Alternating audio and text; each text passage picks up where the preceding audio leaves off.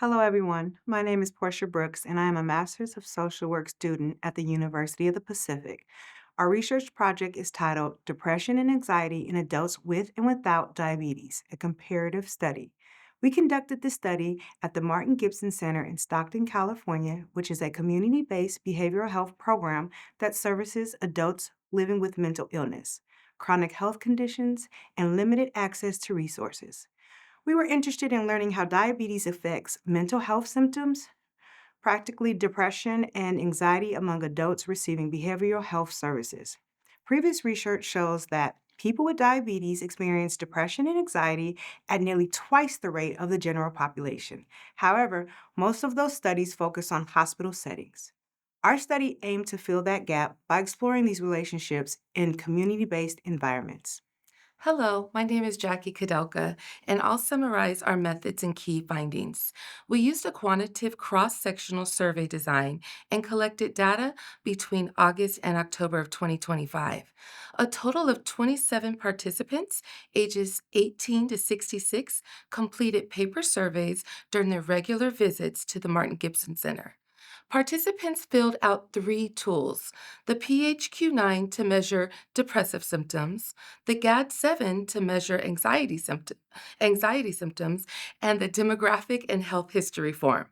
Our results showed no statistically significant difference in depression or anxiety scores between adults with diabetes and those without diabetes. However, the participants with diabetes showed slightly higher average PHQ-9 and GAD-7 scores, suggesting somewhat higher levels of psychological distress. We also observed that many participants, regardless of diabetes status, face similar challenges such as poverty, unstable housing, and limited access to medical care. These factors may contribute to mental health symptoms across both groups.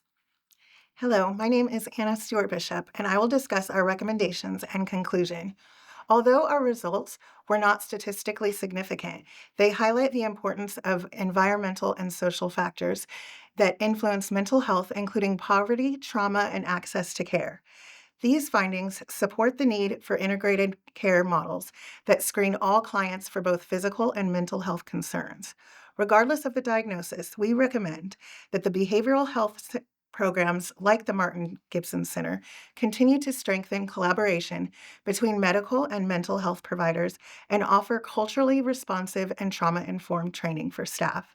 Future research should include larger and more diverse samples and explore variables such as housing and race to better understand disparities in health and mental health outcomes.